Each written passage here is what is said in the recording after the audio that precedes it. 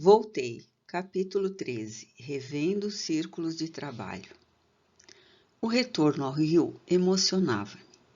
Não ignorava que a maioria dos recém-libertos do plano físico não se podem movimentar com a eficiência desejável.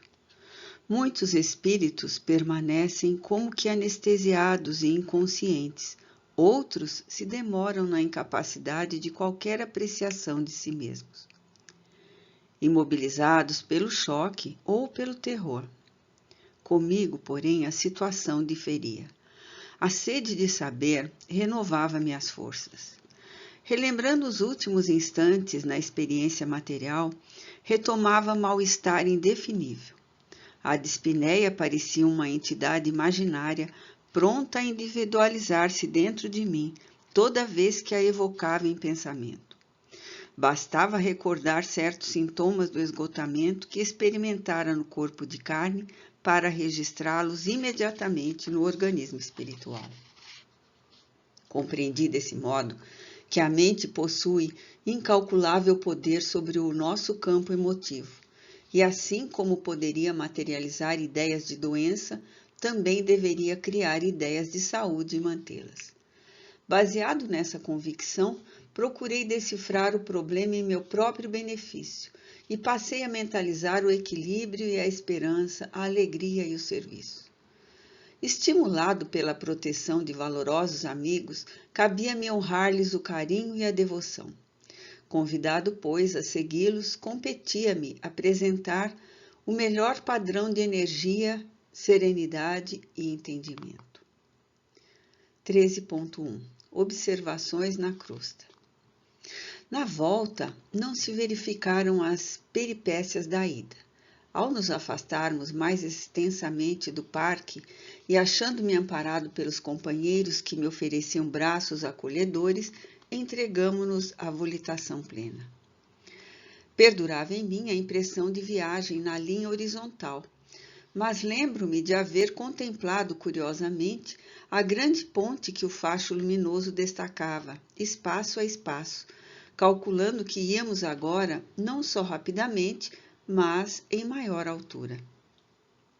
Guilom, robustecido e bem-humorado, aconselhou-me estabelecer paralelo entre o veículo que usávamos ali e o pesado corpo de carne que abandonáramos ao solo terrestre, e porque alcançássemos a estação de destino em minutos breves, afirmou-me que, se há rotas aéreas para os pássaros metálicos da aviação planetária, há rotas espirituais definidas que favorecem a instantânea condução de entidades menos chumbadas às sensações da vida física.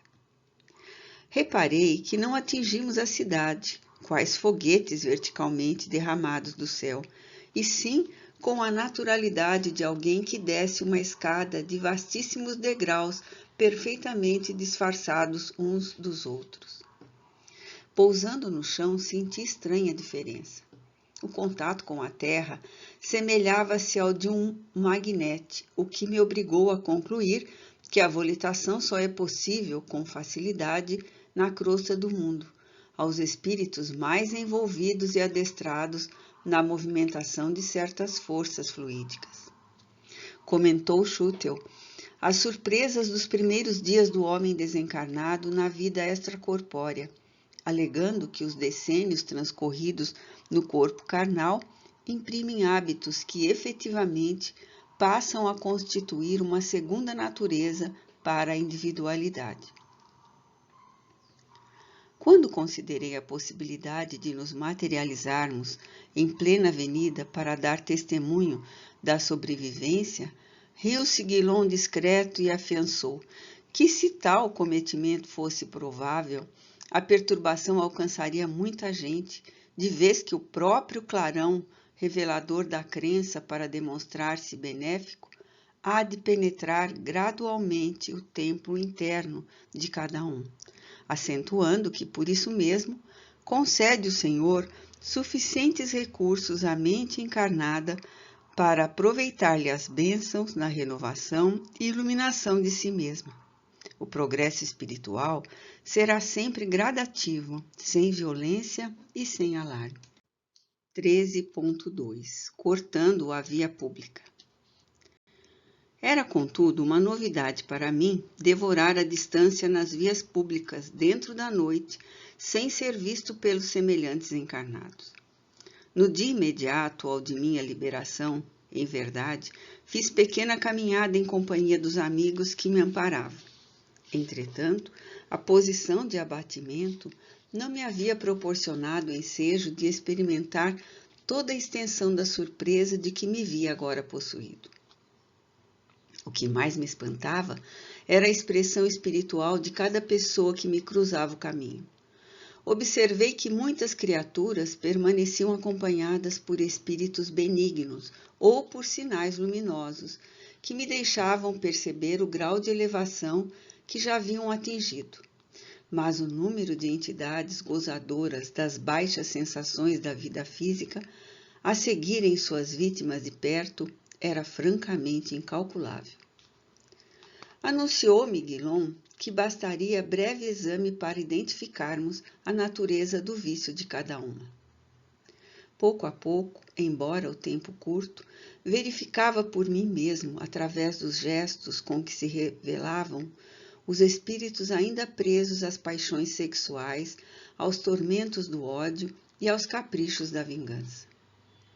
O irmão Andrade, a cuja assistência recorrera, muitas vezes nos últimos tempos de minha tarefa humilde para socorrer alcoólatras inveterados, em casos difíceis nos quais a obsessão se caracterizava perfeitamente, indicou-me alguns transeuntes torturados pela dipsomania. Estavam seguidos por verdadeiros vampiros de forma repugnante. Alguns completamente embriagados de vapores, outros demonstrando aflitiva sede, pálidos e cadavéricos. O quadro mais inquietante, porém, era constituído por um morfinômano e pelas entidades em desequilíbrio que se lhe jungiam. Parecia um homem subjugado por tentáculos de polvos enormes. Vendo-o aprisionado em cordões escuros, perguntei ao amigo Andrade como interpretar a visão que tínhamos sob os olhos, esclarecendo-me ele, então, que os hipnóticos, mormente os mais violentos, afetam os delicados tecidos do perispírito, proporcionando doces venenos aos amantes da ociosidade. Os fios negros são fluidos de ligação entre as lampreias invisíveis e os plexos da vítima encarnada. Compreendi com mais exatidão que o viciado de qualquer espécie é compelido a procurar material emotivo para si e para os que o obsediam, caindo invariavelmente na insaciedade que o caracteriza. Fitei Guilom espantado e indaguei: que acontecerá a um infeliz destes se ele desencarnar? Se a morte encontrá-lo em tal posição, respondeu sereno, vagueará por aí à vontade dos verdugos que o exploram vorazes, até que, um dia, delibere modificar-se intimamente para o bem de si mesmo. 13.3 Aula de preparação espiritual. Daí a minutos, penetrávamos respeitável instituição onde cooperaríamos na transformação de entidades perigosas pela avançada cultura desviada para o mal. Conduzido por Guilom à extensa sala, com surpresa forte, aí encontrei Leopoldo Cirne, rodeado de dezenas de entidades menos evoluídas, a lhe escutarem a palavra atenciosa. Era uma aula perfeita, na qual o velho amigo preparava futuros companheiros para a contribuição espiritual de ordem elevada. Notei-lhe a preocupação de sintetizar para ganhar tempo. 2 tópicos registrados por mim assinalei por mais expressivo o ensinamento da cooperação. Ainda depois da morte, enunciava ele, a fraternidade é o caminho da salvação. Para que um criminoso retome o patrimônio da paz, urge regenerar-se e socorrer os irmãos ignorantes que tiveram também o infortúnio de resvalar nos despenhadeiros do crime, a fim de que o intemperante se reajuste. É imprescindível se cure, colocando-se ao auxílio dos que ainda não puderam libertar-se dos maus hábitos. Se o ingrato deseja iluminar o próprio caminho, convém-lhe a reparação dos erros em que se mergulhou impensadamente, amparando o próximo de coração enrijecido, despertando-o para os benefícios da gratidão. Inadiável, portanto, é a reforma íntima, com o trabalho de autoaperfeiçoamento, para que a dádiva da reencarnação produza frutos de paz e sabedoria. Os espíritos, revelando fundo interesse, ouviam-no com a mesma atenção com que na terra se registram informes alusivos ao dinheiro fácil. Sorridente, Guilhom comentou a posição diversa em que nos achamos, atravessando o sepulcro, enquanto no mundo vulgar, esmagadora maioria das criaturas menospreza a alma, atendendo às vantagens imediatas do corpo. Sobrevindo a morte, assinala-se a reviravolta. Os indiferentes de ontem, na maioria, buscam o ouvido das impressões que lhes ficam da experiência física, procurando as vantagens da alma. Ninguém se eleva do chão planetário ostentando asas alheias, e daí as organizações numerosas de assistência e socorro sobre a Terra mesmo. Cirne é um dos pioneiros dessas escolas de preparação espiritual. Terminada a aula, veio ter conosco prestatível e amável. Então, disse-lhe satisfeito, orientando nossos irmãos para o céu, fitou em mim aqueles mesmos olhos cintilantes que lhe conhecíamos noutro tempo e respondeu: Não, Jacó, não é bem isto. Se na esfera carnal trabalhamos na condução do próximo para que aprenda a bem morrer, cooperamos agora a fim de que saiba renascer com proveito. 13.4 Nos serviços de doutrinação. Não tive tempo para refletir-lhe a resposta sábia.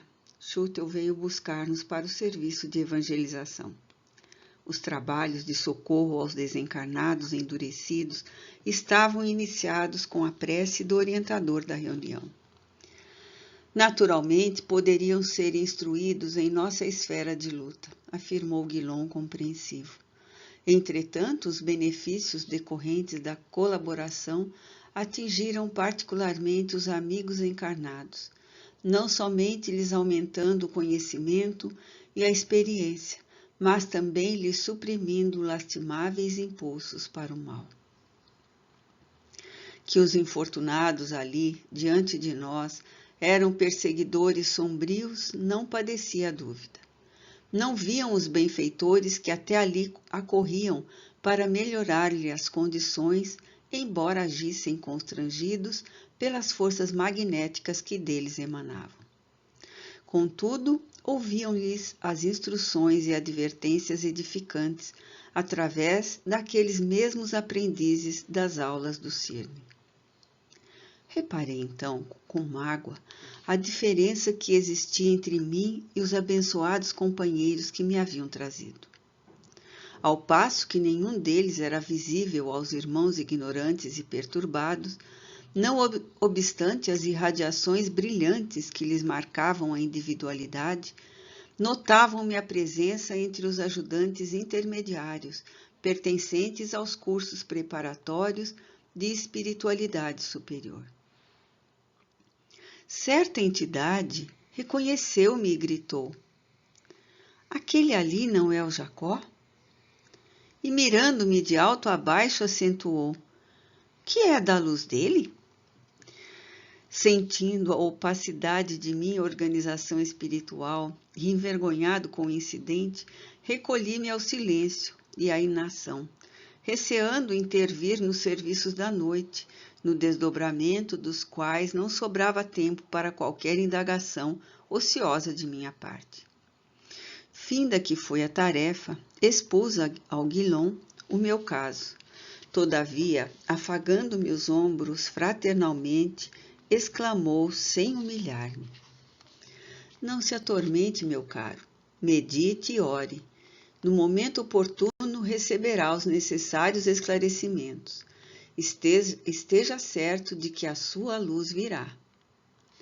Semelhantes palavras de reconforto, porém, não conseguiram afastar a profunda tristeza que me tomou o coração.